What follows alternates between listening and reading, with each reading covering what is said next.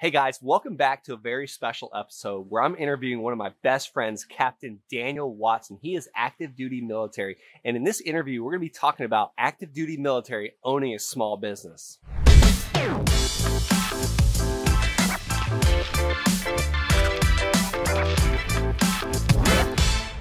All right, so first we're going to be talking about mindset and then how to get all this done. And then how he's doing this with 3 kids and a wife. Actually, a brand new baby's on the way, so that'll be the 3rd kid. So stick around to the very end. Welcome, Rhino Nation, Rhino Tribe.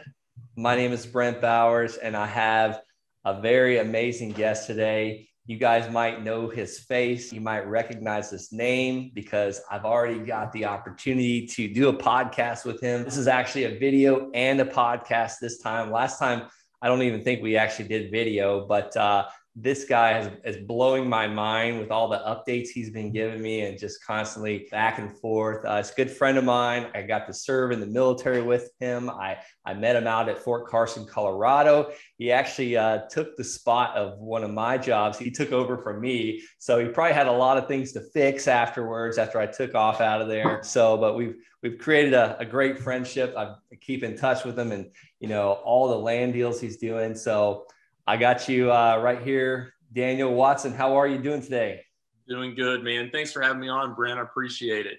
Yeah, man. This is a good time. We're just sitting here drinking some coffee together, and Daniel's showing me all of his closing packets. You know, where you been lately? What's going on? Give me the last couple months of your life. I know you got some great news as well coming as well. It's been pretty crazy. A lot of things have happened on both, you know, personally, as well as both of my careers that I'm doing right now. I took command in an ABCT, which, you know, in Texas. I'm at Fort Hood, so I'm a commander of a company. My wife is pregnant with our 3rd baby. We're having a little baby boy in November, so that's exciting.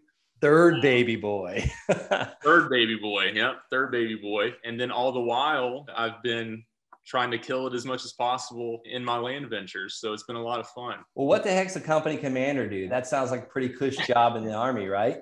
Well, I mean, I have 149 soldiers that I'm responsible for the health, safety, well-being, training every single day. It's a Saturday, and it's very likely that I get a phone call today about something that's happened, unfortunately, that could negatively affect the unit and that soldier involved. So yeah, I mean, it's very stressful. It's not a 9 to 5. It's a 24-hour duty that I'm on at all times just for that. So when I was an Army officer, I was expected to have my phone like glued to my hip, no matter what time of the day, nighttime it was. I was always on call, almost as if kind of like a doctor, like a surgeon that has to come and like, you know, catch a baby. But here's the thing about doctors, and nothing against doctors. They get to actually, you know, put that phone away a couple times a week or hand it over to somebody else. Do you ever get to do that?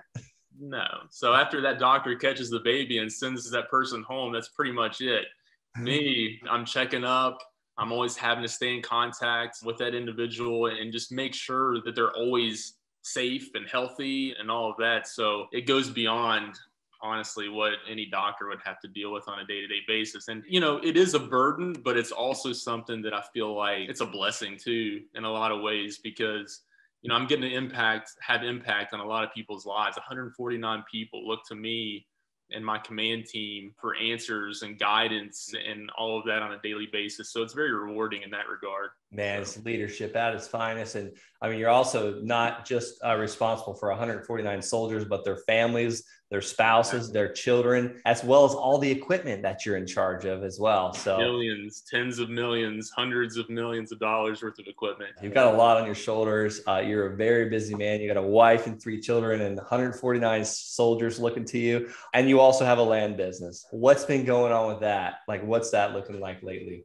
Well, I mean, it's kind of, it's progressed certainly over the last year. I think I talked to you before. I just hit my 1-year mark on July the 5th of this year from when I sold my first property in 2020. I sold my first land deal. I remember it very distinctly because it was right after I had people over the day before for the July 4th holiday. And I wake up the next morning after posting a deal online Literally on July 4th, I posted the deal online or posted the property online. And then I saw that I had a response and the dude wanted to buy it the next day. I was like, holy crap. Like, we got this. This first one, this really works. Holy crap. Where did you post it at? I posted it on Land Century. That was the first post. I posted it on there because Land Century is cheaper than Land Watch. Okay. So, I mean, I was wanting to be as minimal in cost as possible at the time because, you know, I was wanting to jump into this full gear, but, you know, still I had to budget. You know what I mean? It was the cheapest way to do it. $79 a month. Revenue in the first position. I mean, yeah, that first posting is $15 for the first listing. So worth it. $15 for 1 month, get 1,000 eyeballs on your property.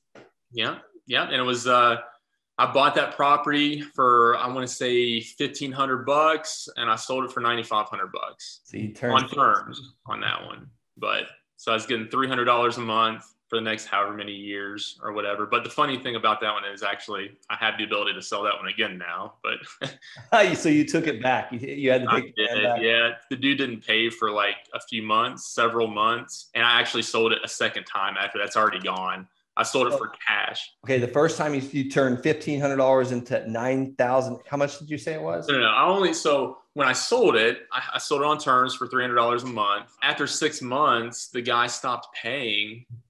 And then I had, you know, after several months, I had to just repossess it. You know, it's the last thing I want to do, but I had to do it. You know, it was my first one. I had to repossess it. And I ended up selling it for cash, $9,500 cash the second time after that. So that property that I bought for $1,500, I made, you know, maybe a little over $1,000 on the first sale. And then I sold it the second time for $9,500, $10,000 on that property in total profit. Man, you almost were able to actually get your initial investment out of it with that first buyer. Yeah. I mean, unfortunately, that's kind of the dirty part about this land business. Sometimes people just don't pay. They'll pay the down payment. They'll pay for 6 or 7 months or 3 months or 2 months, and we're profitable. Or I've gotten my initial investment back. And then I sell it again. That's literally infinite profits. Like, that's printing money. It's like the US government. Yep. No pun intended. Right. Yep. Awesome. $9,500 cash on $1,500. Well, I know that's just like the first deal. Yeah. And then it went in, you know, then like I talked about in the last podcast, and then it got to the point where, you know, I was buying properties for $1,500, selling them for $5,500. So I got to the point in the first 6 months that I was selling 3 or 4 of those a month consistently, making $9,000 to $12,000 a month. And really, that's a goal right there. That's a life. You know what I mean? That's, you know, that's $120,000 a year or more, you know, that can be a secondary income for somebody. And then they can just stay at that level for the rest of their lives and be happy doing that. Your secondary income was more than most Americans make in 2 years. It was more than I make in the Army. As a captain in the Army. Yeah. I mean, that right there was more than I make in the Army. So I was doubling my income right there. But you know me, you know, I'm like you know, I mean, I have to grow and build and see how far I can take something. You know, I want to go all in. So that's when I decided I'm going to stop buying Desert Square properties and focus on higher value. Let's just call it better properties. And it's better properties for a few reasons. And it's a better experience because the quality of buyer and seller, and I don't want to sound like a jerk or anything, but honestly, the quality of buyer and seller is different from the Desert Square properties to the, let's say, infill lots where you're buying and selling an infill lot that's a quarter acre, buying it for 10, 20, 30 grand, selling it for 50, 60, 100 grand. That's a totally different process because then you're involving, you know, title companies, you're putting on the MLS, and a lot of that work, all of that work you're putting in to make $10,000 a month, you know, you are actually allowing a title company and a real estate agent and the MLS to do all of those steps for you at that point. So you're actually working less when you do the bigger properties because you have other people involved. Yes, you have to pay them a commission. They get their piece, but the spread is so big that it doesn't even matter. So you're implementing a team, basically, you know, a team that's there to support you in the effort, and everybody's getting a piece of the pie, but your pie is like way bigger, you know, Right. way And bigger. it's not on payroll either. You know what I mean? This is a team that's not on payroll that is just doing their job, and they're still working for you, but you're not really paying them. You're paying them out of the sales and the transactions that just deduct themselves automatically. But you don't have a team per se that you're actually paying on a monthly basis. They eat what they kill. They're paid to perform. Exactly. And that's what I want to kind of go into with my whole method and how I keep myself from going crazy on a daily basis doing this, because of those teams and the systems that I have in place with those teams, and just how phenomenal they are. You know, I got to give them their credit, because I don't think every title company is like the other. I don't think every real estate agent is like the other either. So I have, you know, thank God, found the right people to take this journey with me and do this. And it's just been phenomenal.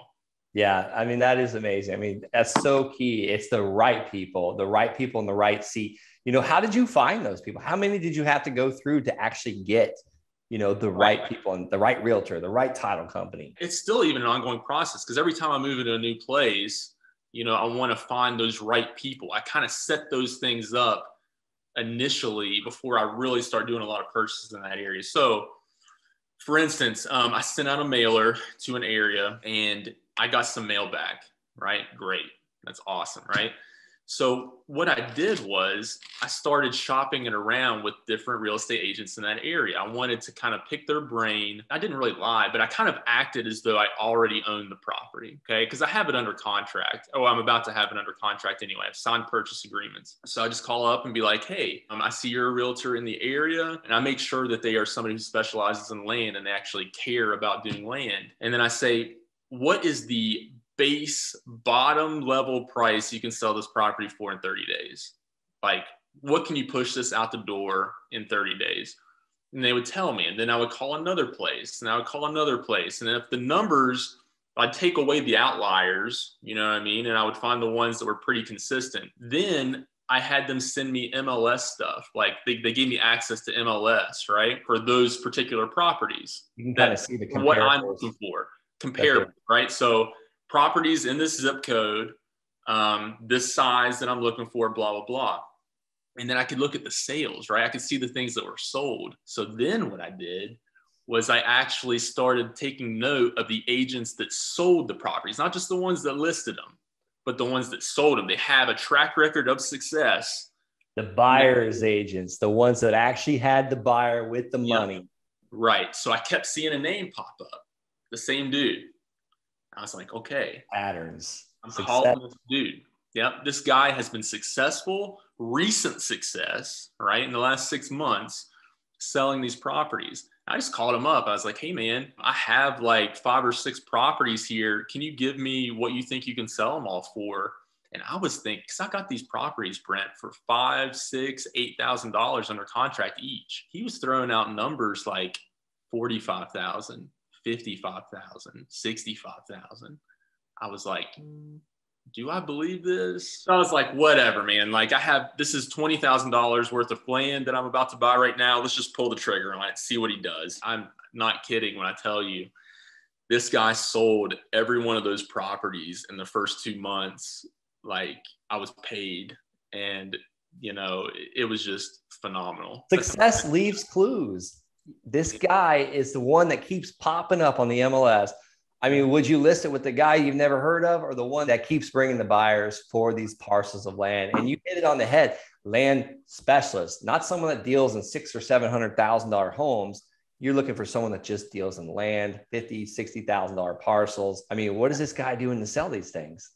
Like, does he have a buyer's list? He has a huge buyer's list. He's been in the area selling property for 20 years. Okay, so he knows the area. He lives in the area. And, you know, I pay him 6%, right? Which is fine, you know, because he's doing the work. He's doing all the work. I have a LandWatch account. Okay. I have a Land Century account, and I keep them on there, you know, and, you know, I'll hopefully maybe use them for tax purposes. I'll deduct, you know, whatever I spend on that type of stuff, whatever. But it's better to have it and not use it to me at this point, because if I want to use it in the future, I still can. You know what I mean? Yeah. I have it for if I need to. But You Brent, gotta get rid of those expenses. Like I call them phantom expenses. Sometimes I'll look at my Amex because a lot of our stuff goes on our Amex every month. I'll be like, we haven't used this in 3 months or 6 months. And these charges really add up, especially for like land.com if you're not using it. The best way to get rid of all those is cancel your card, report it stolen, and then all those things stop charging you, and you get a bunch of emails of really aggravated companies, and the ones you're still using, just give them a new card. that's a good idea. I haven't thought about that. Maybe I should do that. But yeah, I mean, the point is, like, if I need it, I have it. But right now, I'm selling them so fast that I don't even have time to post them. And really, and we'll get into this a little more, but the target market for who I'm selling it to, really, you know, they're probably not going on LandWatch. I don't know. I don't think they're looking at my land on LandWatch because I'm targeting contractors. Because what I've found is, I mean, right now, you look at the market and everything, there's just not enough new home builds to keep up with people that want to be first-time home buyers, but to buy new builds, right? They don't always want to buy that rehabbed house. They want to be the first person that lives in it, and they want it to be theirs and all of that. They want it to be built the way they want, the layout to be what they want, blah, blah, blah. What do you need for that? Well, you need somebody to build it. You need a builder. Well, what does the builder need? He needs some land to build that house on. Because what do builders want to do? Build. They don't want to go out and source land like you are. They want to grab land. They'll pay retail for it because you've made it easy for them. Right. So what I've kind of found is a builder wants to pay about 20% of what their budget for the land is, about 20% of what they want to sell a house for. Is that still true right now with these high, crazy lumber prices? Well, lumber prices are actually starting to go down. They've actually gone down quite a bit recently. Literally over the last month, they've actually started to go down a little bit. But yeah, pretty much. So I mean, if you target areas where all the houses in that area sell for over $500,000, you know what I mean? So I mean, what's 20% of $500,000? 100 grand. 100 grand, right? So I want to target those places, but I wanted my offers to be no more than 50 grand, right? So you're offering 50, selling it for 100. Yeah. I mean, gosh, doesn't sound like you're making much money there. Right. Exactly. So, but yeah, I would say, but honestly, right now, my average deal looks like I buy for 15 to 25,000. Let's just call it 20,000, and I sell for 65 to 75,000. That's a very common deal right now that I do. So, you know, if I'm selling for 70,000, let's kind of do the math times 0.06. Okay. So that's $4,200 off the top. That's what my realtor is going to get. Right. Then I add, this is how I do every deal, by the way. So I add $2,000 of that. It's probably going to be less, but that's fine. And what that covers is the title company and my survey. So one thing that I do is I always purchase a survey on the buy side.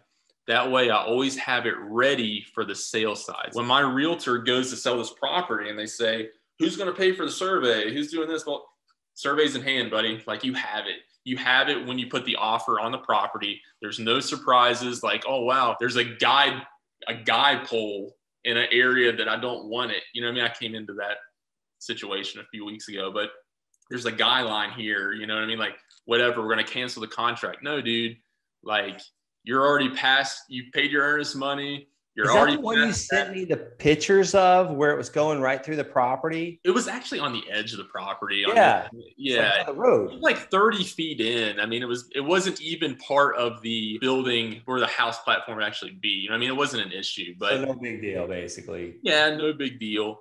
But just things like that, the buyer can't at that point say, well, I didn't have all the information on this property.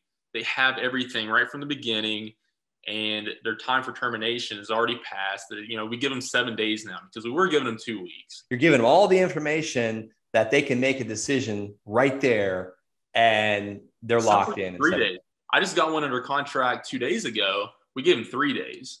Wow. It was $2,000 earnest money, $300 termination clause or whatever, right? And then 3 days. And so that 3 days is already passed. So therefore, like they're either buying this on the 24th of August, closing on it, or I still get $2,000. So, and that pays for the survey, right? Like, yeah, that pays for the survey, that pays for the title company, everything. Every time that something's not gone through the first time, it's gone through the second. So, I mean, it's like, you kind of think about it, like I actually just made $2,000 more on that property than what I thought I was going to. So it's always worked out. I know what people are thinking is like, how in the heck is he buying all these properties? Like you mentioned so easily, like, oh, I'm buying $20,000 worth of land like it was nothing.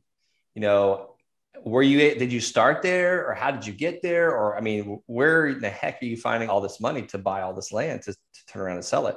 Guys, isn't this such amazing stuff? Definitely smash that subscribe button and check that bell light. Turn that bell to all notifications. I'm coming out with these 5 days a week. I'm also here on YouTube as well as the Wholesaling Inc. podcast. I roll everything back into the acquisition funds anyway.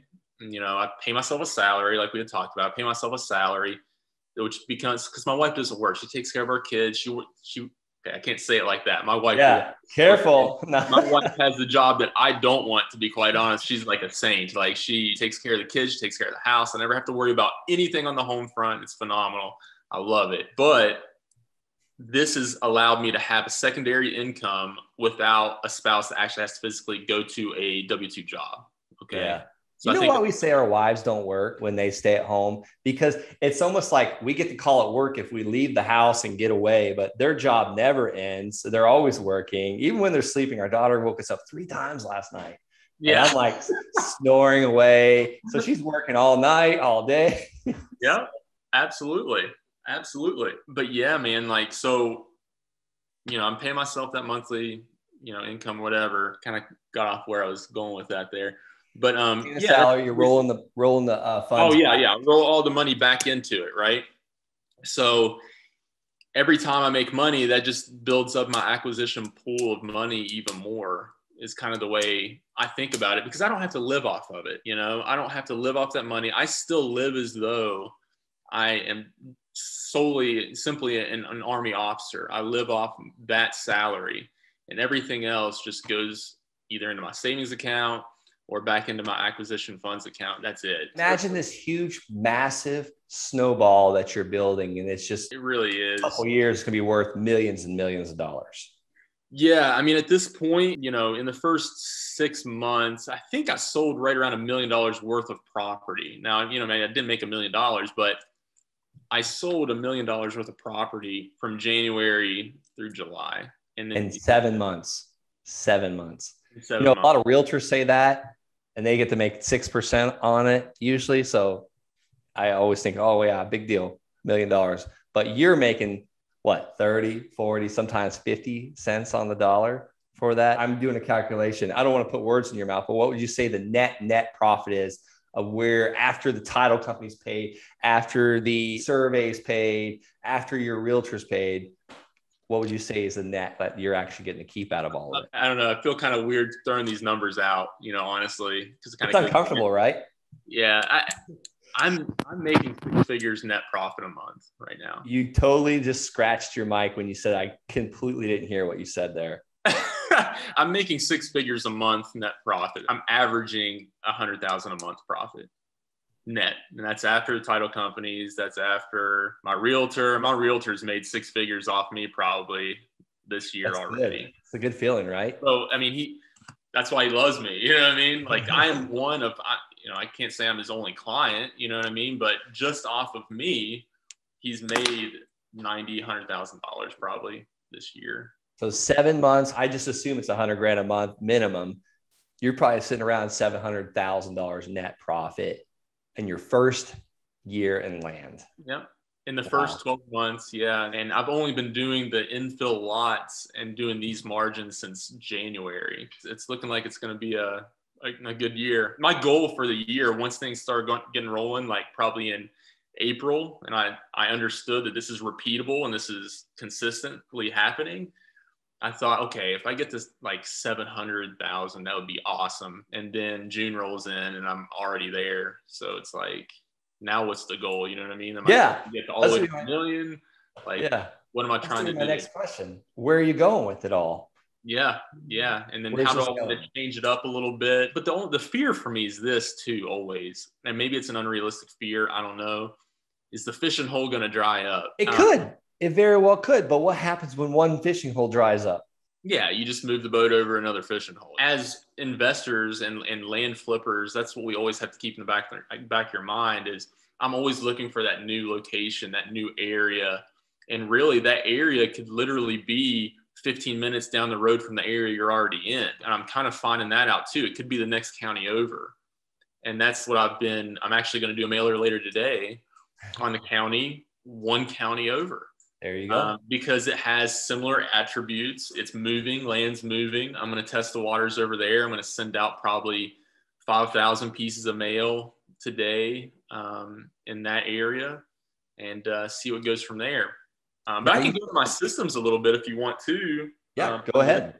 Love it. Are you still sending LOLs or postcards, or how are you? When you say mail, what does that mean? I'm sending actual offer letters. It's a 2-page offer letter. The first page kind of outlines who I am. Kind of the intent is to kind of build trust, a little bit of trust, and then the second page is the actual purchase agreement itself, which has the APN legal description and the acreage and all of that on there. And then it gives them a date, respond by date, basically. And then it has the bottom right, a place where they can sign, put their name, email address, and phone number. So once I get that back, all I have to do, they can take a picture of it. I don't even care. Text it to me. All I have to do at that point is email it to the title company, and then they put it under contract and good to go. Good to go. And then there's other things that go along with that. I use DocuSign for some things. If I ever get a purchase agreement back that says, well, I won't accept 15, but I'll accept 25. I'll either have them literally scratch out that number, write in the other number and initial it and take a picture of that and send it to me. And the title company takes it just like that. Yeah. Cause who cares? I mean, an extra $1,000 does not mean anything when you're going to make $50,000, $60,000 on it. Right. Right. But the process though, I want people to understand how easy it is. Like you don't have to send them a new document. They can literally scratch it out, write in their number, initial it, and send it to you. There's no more work to be done. You know what I mean? You don't have to mail them a whole new mailer. You know what I mean? Like so that's cool about path of least resistance, because you don't want to do that, because most of these times these sellers aren't super like tech savvy. You want to keep it as easy and as simple and convenient as possible for them. Yeah, exactly. So what you had talked about in a lot of your podcasts, right? You said like, show me a businessman who does everything themselves and doesn't hire people and whatnot. And then I'll show you a businessman who's just miserable, right? Yes. So there is truth to that. A lot of truth to that. However, I think the whole point is scaling, right? The whole point is scaling the business. So it doesn't have to necessarily be hiring another person. It could be putting a digital platform or a system in place that helps you scale while keeping all of your money without having to pay other people to do it. So I'm kind of scaling. I'm still in the business, but I'm scaling in a way to simplify all the processes as much as possible, right? So how do I do that? You're really automating and putting systems in place rather than the people. Exactly. So let's say for acquisitions, right? What do you need? I use DataTree. Okay. So I use DataTree to do my data pulls and everything like that. It's very simple. And the thing is, one of the mailers I'm going to send out today is actually going to be in the same area I sent out in January, right? So I already have a lot of the data, you know what I mean? And the price points, I can mess with that a little bit. Or you can use Priced. You've talked about Priced several times. That makes it super easy as well. And then Redfin, Zillow, and then LandWatch, right? One thing that I like to do is I have an account with Redfin. It's a free account, right? So if you put in there your parameters, your search parameters, your land between this acreage, blah, blah, blah, you can set it up to send you notifications. Yeah. Okay. And I love that because you're getting comps that way. I'm pulling up my phone. Real-time comps as things change, as things sell.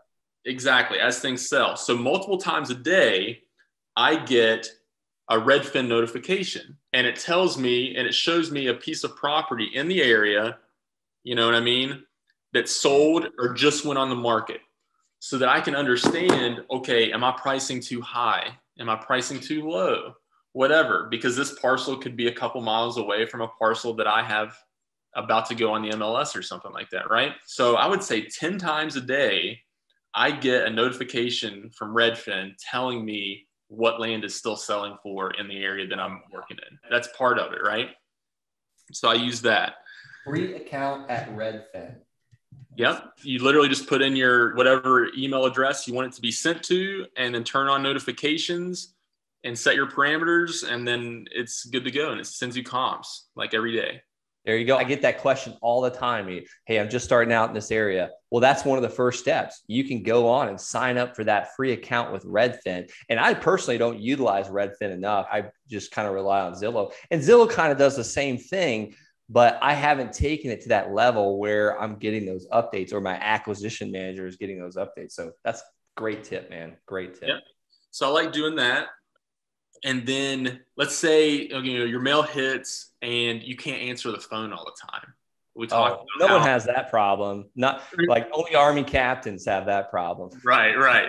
So, like we talked about before, I'm on call 24 hours a day. I can't answer these phone calls, man, So Pat Live, I use Pat Live. Okay. So I sent them a script. They answer as though they are me, my company. And then they take down all the information. I have a reference number on every single offer letter. The reference number can be very simple, right? So it can literally be the month that you sent out that mailer and the area that it's in, and then the number, right? So if you send out, say in Colorado Springs, all right, so you put El Paso County and then April -El Paso County -1. And then your next mailer is going to be the same thing, -2, then -3, right? So when that offer letter went out, and then you can find it easily in your system on your data, the data that you mailed. It's easy to find. It makes it very, very simple that way. Ask them for their APN, all those things, but because you want to make sure that it all lines up. So, okay, I have their piece, I have their name, I have the reference number on the offer letter, and then I have their APN. So I can make sure that this is the actual property that I'm looking at. And then once I get that notification sent straight to my phone, that night when I get home from work, I can look that up and then see if it still works. Then I'll look at Redfin again, right? I look at Redfin again and make sure that the offer I sent out matched up. Yep. And then it's all good to go. But another step that I do there to make it very, very simple is me and my realtor have a shared Google Drive. Okay. I like that. So you're kind of involving the realtor right up front. So this is cool. This is the game changer. Okay. Gave him access to a Google Drive. When Pat Live gives me an offer letter sent back that's signed or whatever, right? I put that seller's name. I have columns. Okay. And I have the seller's name, the property address, the APN. Then I have a column there for anticipated sale price. And this is another free tip that I think everybody should use here. Never tell your realtor what you're purchasing the land for. Yeah, I was wondering how you did that. Are you doing that? So I never let him know. So at the beginning, he was like, so what I'd say, hey, Mick, what can you sell this property for? Mm-hmm. He'd be like, oh, well, what'd you buy it for? Exactly. They always want to know that. I don't want them knowing that because it skews the data. I want a totally impartial assessment of this, because I don't want this guy to say, okay, well, he's got under contract for 35. I think I can get 50 for it. You know what I mean? No. Because they try and tell you what you should make. Well, yeah, if you bought it for 35, I should be able to sell it for 45. Yeah, you'll make a quick 10 grand. Yeah. No, you don't tell me what I make. Yeah. So if I have it under contract for $25,000 and he tells me he can sell it for 35, what that triggers me to do is I call the seller again and I haggle with them and I talk them down. I talked the seller down. So I offered $40,000 for a property in the past, and my realtor said that we could sell it for 55. And I was like, okay, what am I going to do here? So I called the guy back. I talked this guy down from $40,000 to $16,000 simply because I had the information that my realtor gave me, and it gave me an understanding, and he told me why, right? Make them tell you why you can talk it down. water access, utilities, where it's at, the slope of the property, all these things that you can go back to that seller and say, due to the slope of this property, where the house would actually be built on this property, due to water access, all of that, I'm sorry, I can only offer this much money for that property, blah, blah, blah. So he can actually give you talking points to help you haggle with the seller. That's so good. So that way you don't just come to the seller, yeah, I could pay 16 grand. Well, why? Why? Well, there's no road, there's no water.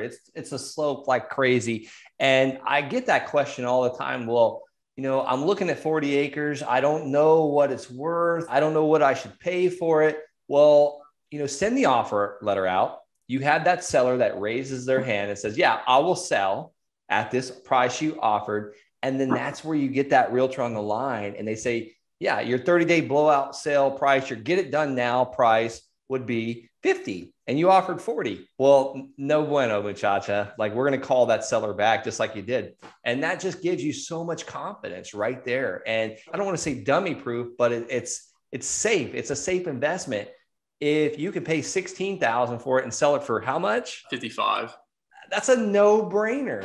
That's like less than 30 cents on the dollar, right? I mean, if he's off 10, 20%, you're still making money. Exactly. There's no risk there. If I ever pay too much, you know how I get my money back? You know how I make the money still? I just seller finance it on a term. I get to put my price there and then I charge interest. And, if they ever default, I take it back and sell it again. So, still make money at the end of the day. It's almost like you've got so many buffers with land and cash, realtor, seller finance. Like, this is like, if someone like me can do it, anybody can do this. Yeah, I'm not very smart, Brent. You know me, man. Like, I'm always going to try to find the easiest way to do it. Let's say something else. Like, even your banking, right? Have mobile banking, okay? Have an understanding that most title companies will send you on the buy side a contract that's DocuSign, right? So you can, on your phone, Brent, I was on a spur ride. You know what a spur ride is, right? No, tell us what it is. Okay. I can see it in my mind, but I want the listeners to know what this is.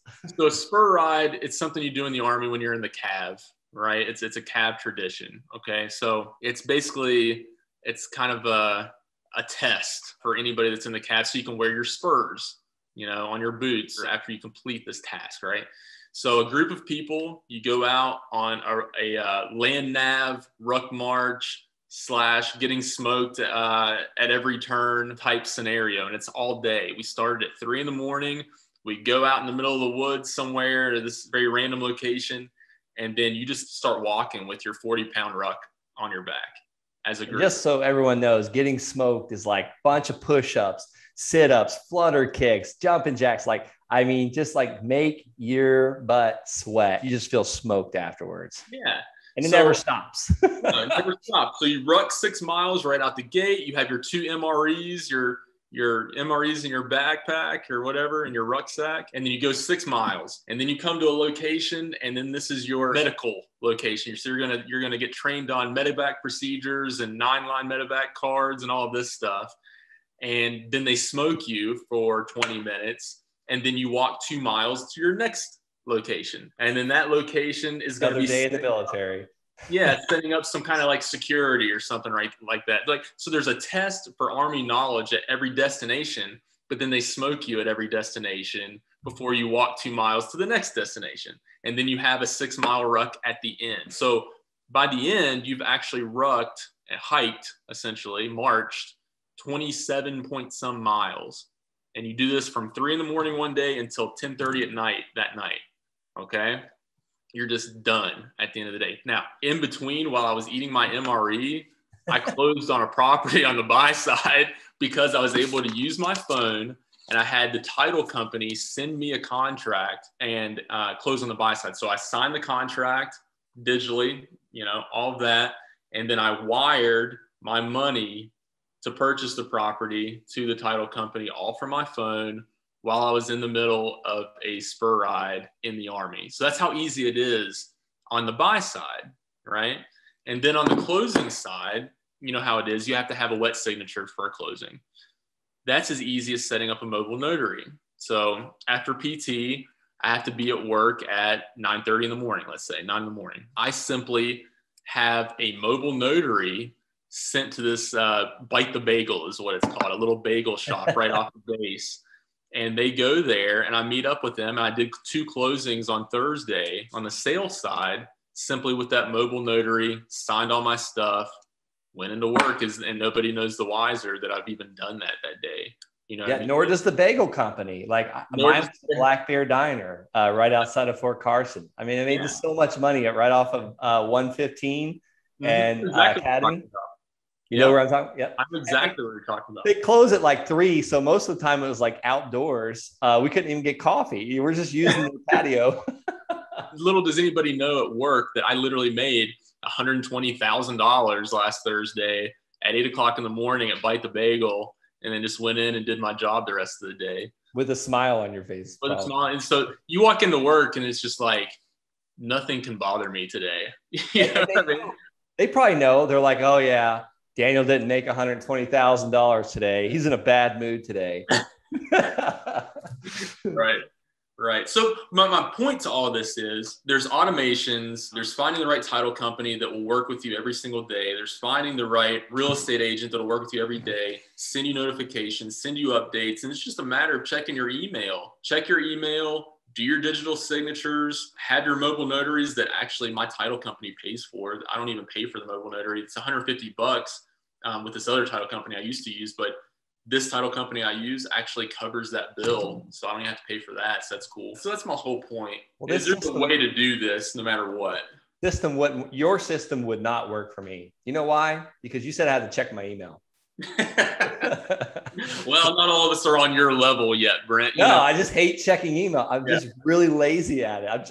I've tried to hire someone to do it. I had to fire that person. I'm looking for someone else just to check my email. Well, I see it in a different way, man. Every time I get an email, it's like I'm making money. That's the way I see it. If I get that email, if I'm getting email and there's action happening, that means that if I don't get emails, that means I'm not doing something. I'll send you an email. Well, send me an email. Yeah. I'm good at sending them. I just don't like to read them. I know what you mean. I don't like reading my Army emails. Those are the ones that I hate. So, all right, I'm going to give you a pro tip. Everyone in the Army, anybody that's been an XO or a commander, there's this, when you get at the end of the day, you just got done with a spur ride, or you've had like 20 meetings, or just got your butt chewed by the battalion commander, whatever it is. You click on the top one and you scroll down really quick and then hit the shift button, click on the bottom one and hit delete. And come back in the next day, everything's fresh. Exactly. All those problems have gone away. If it's that important, they'll send another one. I believe that. It's probably true. No, don't do that. I don't recommend that. I did try it a couple times. Now you're making the big bucks as a civilian now. So that's way better at being a civilian, because you don't get away with that too many times in the military. This is true. This is true. Thanks. I mean, you've shared so much gold nuggets. I mean, I just wanted to just let you talk the whole entire time. I had so much I wanted to add, but I just wanted to hear everything you had to say. If you had one last thing to say to the listener, you're just getting started, what would you have told Daniel Watson a year ago or a year and a half ago when you're looking at getting started in land? It's kind of the same thing I tell myself now, honestly, is don't be afraid. When in doubt, send mail. I love that. When in doubt, send mail often, send a lot of mail, and you're going to get responses, because you send 5,000 pieces of mail, you've paid $2,000 for it. All you need is one, man. All you need is one that's going to make you $30,000, and the rest doesn't matter. That's it. When in doubt, send mail. It's kind of like, why do I have these rhinoceroses as my background here? They're always charging. You think when they're in doubt, they charge. That's the same thing as sending mail. So thanks so much, man. Enjoy your Saturday. Appreciate you taking your time to talk with me and give all these like gold nuggets to our listeners. So I appreciate you having me on, man. I hope this helps somebody. I really do. That's the whole goal here is to uplift other people and take that doubt out of their mind and just go after it. Just go for it. Take that step. You know what I mean? And move forward with your land business. Keep mailing. Cool, man. It has helped. I know it will. Okay, guys, there you have it. You've heard Daniel Watson's story while he's active duty, serving in the military while owning a small business. And it doesn't sound too small when he's talking about it. He's doing very, very well. If you're looking for a way to change your life and get financial freedom, time freedom, geography freedom, a simple business and one that's virtually no competition, head on over to thelandsharks.com. That's thelandsharks.com. I'd love to schedule a call. Click that schedule a call button. Talk to me or my team. We'd love to see what your goals are. And if we feel like we're a great fit, I'd be honored to coach you.